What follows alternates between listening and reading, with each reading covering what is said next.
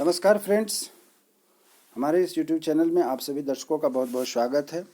आज हम लोग जो डिस्कशन करने जा रहे हैं हमारे इस YouTube चैनल @educational academy 07 में बीएड के फर्स्ट ईयर के जो परीक्षार्थी हैं जिन्हें कि अभी 2023-25 में एडमिशन लिया हुआ है और वह जो अभी फर्स्ट ईयर 2024 में लिखेंगे उनके लिए आज मैं प्रीवियस ईयर 2023 का क्वेश्चन पेपर लेकर के आया हूँ। और आज का हमारा पेपर है C6 अर्थात जेंडर, स्कूल एंड सोसाइटी। इससे लेकर के जो पिछले साल के प्रश्न आए थे अर्थात 2023 में किस तरीके के प्रश्न पूछे गए थे, आपको मदद मिलेगी इस 2024 में होने वाली परीक्षा को लेकर के। आप इसको देख करके समझ सकते हैं कि किस तरीके की परीक्षा में प्रश्न पूछे जाते हैं। अब बात है कि हमारे चैनल से आप अगर नए हैं तो कृपया हमारे चैनल को सब्सक्राइब करें, जिससे कि आगे आने वाली जो वीडियो होंगी उसमें आपकी परीक्षा संबंधित मुख्य प्रश्न, इम्पोर्टेंट प्रश्न, गेस प्रश्न, सभी प्रश्नों से आपको अवगत कराया जाएगा। तो अब अगर आप नए हैं हमारे चैनल पे तो चैनल को सब्सक्राइब करें और आगे बढ़ते हैं कि पेपर 6 C6 जो है उसमें किस तरीके के प्रश्न 2023 में आए थे, यह आपकी मदद करेंगे आने वाली जो परीक्षा है उसके लिए। यहाँ आप देख रहे हैं कि 2023 लिखा गया है। सेशन 2022-24 के जो स्टूडेंट्स हैं उनकी क्वेश्चन पेपर है और आप सीखने का प्रयास करें कि यह पेपर कैसा क्वेश्चन पूछता है। जनरली बच्चे पूछते हैं क्लास में पढ़ाते समय या फिर अपने टीचर से जानने का प्रयास करते हैं कि प्रश्न कैसे पूछे जाते हैं। उसी सिलसिले को आगे बढ़ाते हुए यह जो पेपर है पेपर 6 C6 यह 3 घंटे का पेपर है। 40 नंबर का फुल मार्क्स होता है और 10 नंबर आपके असाइनमेंट में होते हैं। कुल मिलाकर के 50 नंबर का पेपर है। जैसा कि मैं शुरू से ही बता रहा हूं कि जब 40 नंबर का पेपर है तो 3 यूनिट में आपकी क्वेश्चंस होंगे और उसी के अनुसार आपको उत्तर देने हैं। तो देखिए उत्तर कैसे देने हैं। कहा गया है कि candidates are required to give their answer in their own words as far as practicable, अर्थात परीक्षार्थी यथासंभव अपने प्रश्नों के उत्तर जो हों अपनी भाषा में, अर्थात अपनी जो समझ करके आपने समझी हुई है प्रश्नों को उसके अनुरूप उत्तर देने हैं, न कि किताबी भाषा में आपको उत्तर देना है। नेक्स्ट है कि the figures in the margin indicated full marks. कहने का मतलब हुआ कि जो कितने अंक हैं वह मार्जिन में दिए गए हैं। एक प्रश्न कितने अंक के पूछे जा रहे हैं तो आप देखेंगे यहाँ पर 3 प्रश्न हैं और कितने अंक के 3 प्रश्न पूछे गए हैं उसको भी आपको जान लेना है। दूसरा है कि 3 प्रश्नों के उत्तर देने, answer 3 question selecting 1 question from each unit. प्रत्येक यूनिट से आपको 3 प्रश्न के उत्तर देने हैं और प्रत्येक जो प्रश्न होंगे उनके लिए मार्किंग भी अलग अलग है। तो 3 प्रश्नों के उत्तर हम कैसे देते हैं, चलिए आगे बढ़ते हैं। यूनिट नंबर 1 से देखते हैं कि किस तरीके के प्रश्न पूछे जा रहे हैं। आइए हम लोग इस पर डिस्कशन करते हैं। यूनिट 1 का पहला प्रश्न जो आप देख रहे हैं वह है जेंडर, स्कूल एंड सोसाइटी का पहला प्रश्न है कि define gender, differentiate between sex and gender. Define gender, differentiate between sex and gender. यह 14 नंबर का पेपर है। 14 मार्क्स क्वेश्चन है। 14 मार्क्स इस एक क्वेश्चन के लिए आपको दिए जाएंगे।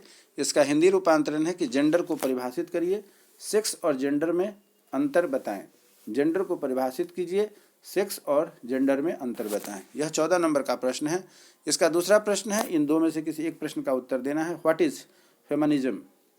Discuss the role of feminism in reducing the stereotyping, अर्थात नारीवाद क्या है, रूढ़िवाद को कम करने में नारीवाद की भूमिका पर चर्चा करें। नारीवाद क्या है, रूढ़िवाद को कम करने में नारीवाद की भूमिका पर चर्चा करें। यह था क्वेश्चन नंबर 1 और 2 यूनिट नंबर 1 का। अब हम लोग आगे बढ़ते यूनिट नंबर 2 की ओर। यूनिट नंबर 2 क्या कहता है यह ध्यान दीजिएगा। यूनिट नंबर 2 कहता है कि explain socialization theory in the context of gender and education. लिंग और शिक्षा के संदर्भ में समाजीकरण सिद्धांत की व्याख्या करें। लिंग और शिक्षा के संदर्भ में समाजीकरण सिद्धांत की व्याख्या करें। यह क्वेश्चन नंबर 3 यूनिट नंबर 2 का पहला क्वेश्चन है 13 नंबर का। क्वेश्चन नंबर 4 है कि what are gender identities, explain its effects on family and school, अर्थात लिंग पहचान क्या है, परिवार और स्कूल पर इसके प्रभाव की व्याख्या करें। लिंग पहचान क्या है, परिवार और स्कूल पर इसके प्रभाव की व्याख्या करें। यूनिट 2 हमारा पूरा होता है। यूनिट 3 में हम लोग देखते हैं कि क्या है। यूनिट 3 में भी 2 प्रश्न हैं, 2 में से किसी एक प्रश्न का जवाब देना है। प्रत्येक प्रश्न जो होंगे 13 नंबर के होंगे। यूनिट नंबर 3 का क्वेश्चन नंबर 5 है कि how do gender based associate gets reflected in the hidden curriculum, explain with the suitable examples. अर्थात यह हुआ कि लिंग आधारित विचार विषय किस प्रकार से छुपा पाठ्यक्रम में प्रतिबिंबित होता है। लिंग आधारित विचार विषय किस प्रकार से छुपा पाठ्यक्रम में प्रतिबिंबित होता है। उपयुक्त उदाहरणों सहित व्याख्या कीजिए।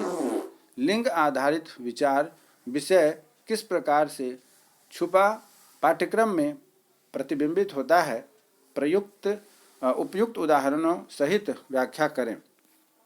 प्रश्न नंबर 6 है explain the teacher as an agent of change in gender issue. Explain the teacher as an gender of change in gender issue. लिंग के मुद्दों में बदलाव के एजेंट के रूप में शिक्षक की व्याख्या करें। लिंग के मुद्दों में बदलाव के एजेंट के रूप में शिक्षक की व्याख्या करें।